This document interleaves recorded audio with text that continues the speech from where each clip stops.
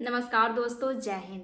दोस्तों, एलएसी के निकट छत्रपति शिवाजी महाराज का प्रतिमा बनता देख पाक मीडिया को लगी मिर्ची। और इस प्रतिमा का अनावरण 26 दिसंबर 2024 को हुआ और इस प्रतिमा की ऊंचाई 14,300 फीट है। तो आइए देखते हैं इसको लेकर पाक मीडिया में क्या बातें चल रही है। दोस्तों, एक बड़ी डेवलपमेंट हुई है इंडिया चाइना बॉर्डर के ऊपर। और ये डेवलपमेंट ये हुई है कि एक मराठा किंग छत्रपति शिवाजी जो हैं उनका एक स्टैचू जो है वो पैंगोंग सो जो लेक है उसके किनारे के ऊपर इंस्टॉल किया गया है। ये तकरीबन आप समझ लें कि 135 किलोमीटर ये ग्लेशियर लेक है जो कि लाइन ऑफ एक्चुअल कंट्रोल पे है। और ये इंडिया और चाइना, ये जो लेक है बेसिकली ये इंडिया एंड चाइना को समझ में डिवाइड करती है। बड़ी स्ट्रेटेजिक लोकेशन है। और अब ये है कि इंडियन आर्मी ने 26 दिसंबर को ये बहुत बड़ी बुलंदी के ऊपर 14,300 फुट की जो बुलंदी है उसके ऊपर लेफ्टिनेंट जनरल हितेश भल्ला जो ले बेस्ड जो 14 कोर है इंडियन आर्मी की, उन्होंने इसको उसका इनॉग्रेशन किया। ये इंडियन आर्मी ने अपने जो ट्विटर अकाउंट है उसके ऊपर भी लगाया है।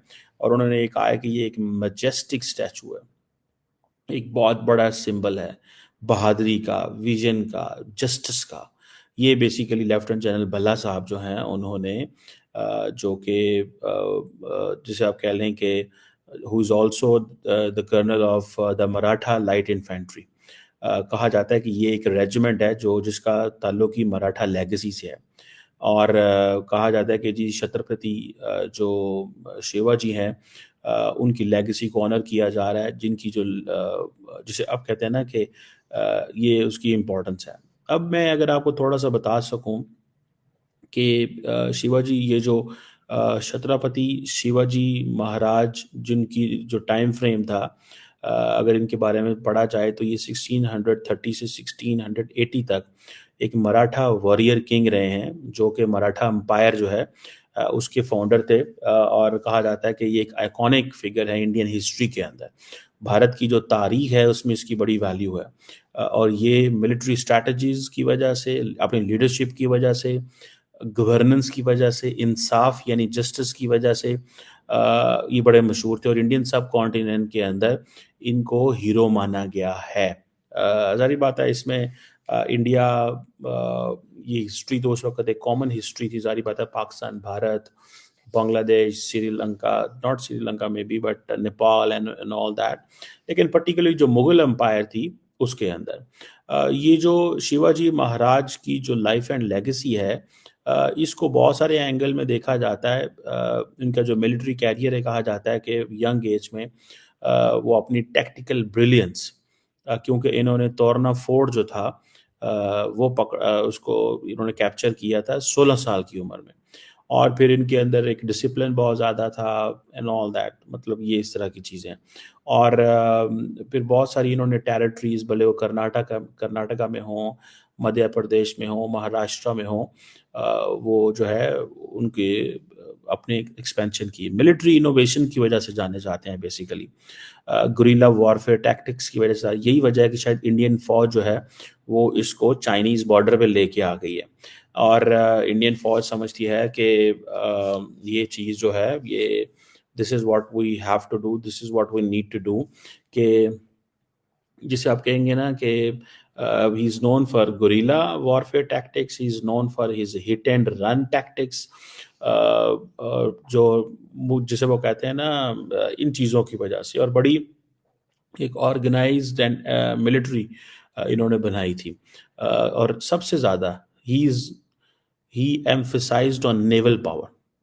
और इंडिया अपनी नेवल पावर जो है is one of the reason कि इंडिया अपनी नेवल पावर जो है वो बढ़ा रहा है। और उस वक़्त जो पुर्तगाली होते थे, वो बहुत ज़्यादा हमले करते थे और उनके अगेंस्ट हम डिफेंड करते थे, और मुगल्स अपने आप को डिफेंड करते थे, तो ये इनका था। शिवाजी का जो उनके दौर में जो सबसे ज़्यादा एक जो स्ट्रगल रही है, वो मुग़ल एम्पायर के खिलाफ रही है। यही वजह है कि इंडिया बहुत ज़्यादा इनको हाई रेट वैल्यू जो है वो देता है। और मुग़ल एम्पायर में के अंदर औरंगज़ेब जो थे उनके साथ इनकी बड़ी इंटेंस किस्म की जो आप समझ लें कि जंगें ये रही हैं। और इनोवेटिव स्ट्रैटेजीज़ उन्होंने अडॉप्ट की। मुग़ल फोर्सेस को बड़ा मुश्किल टफ टाइम दिया। और फिर कहा जाता है कि औरंगज़ेब ने इनको अपने जो दरबार है आगरा में उसमें इनवाइट किया। फिर उनको वहाँ पे जेल में डाल दिया गया। फिर वहाँ से वो निकल गए और फिर वहाँ से वो जिसे कहते हैं ना वो लेजेंड बन गए। और ये जो मराठा मुग़ल कॉन्फ्लिक्ट है कहा जाता है कि ये दहाइयों तक रहा है।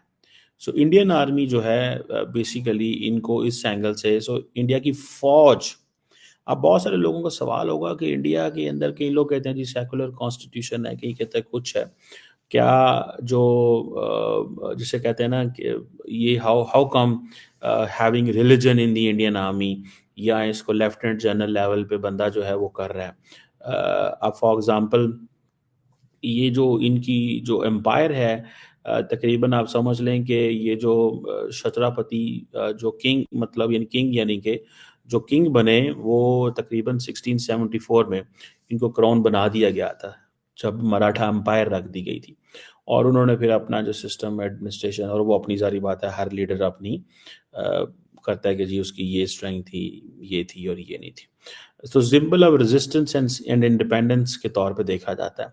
सो ये जो इंडियन फौज ने ये इनका जो स्टैचू वहाँ पे लगाना, ठीक है जी, ये आप समझ लें कि ये एक पैगाम दिया गया है। ठीक है जी। ये जो लेफ्टिनेंट जनरल भल्ला जो है, ये अगर आप इंडियन आर्मी की ट्विटर हैंडल पे जाएँ तो यू विल फाइंड इट। जब मैंने इसको थोड़ा स्टडी करने की कोशिश की तो इससे basically they are giving a message. वो मैसेज देना चाहते हैं और मैसेज दे रहे हैं, message of resistance, message of independence, और वो चाइनीज़ को दे रहे हैं। और लोगों के लिए, क्योंकि वो बड़े प्रोग्रेसिव किस्म के रूलर जाने जाते हैं और वो हिंदू जो प्राइड है उसकी बड़ी वैल्यू देते थे। तो इस चीज़ की वजह से वो जिसे वो कहते हैं ना कि ही इज़ वेरी फेमस और उनको पसंद किया जाता है। और उनकी administrative skills and all that's बहरहाल ज़ाहिर बात है ये मैं आपको बड़ी वो जिसे कहते हैं ना अगर आप उस वक़्त मराठा मुग़ल कौन एरा में चले जाएँ, वो जो दहाइयों का था, वो तो बड़ा वो खौफ़नाक किस्म के टाइम थे वहाँ पे। मेरा वीडियो अच्छा लगता है तो लाइक शेयर करें, चैनल पे नए हैं तो सब्सक्राइब कर ले, बेल आइकन भी प्रेस कर ले ताकि आपको नोटिफिकेशन मिलता रहे। कमेंट करना ना भूलें। फिर मिलते हैं नेक्स्ट वीडियो में। जय हिंद।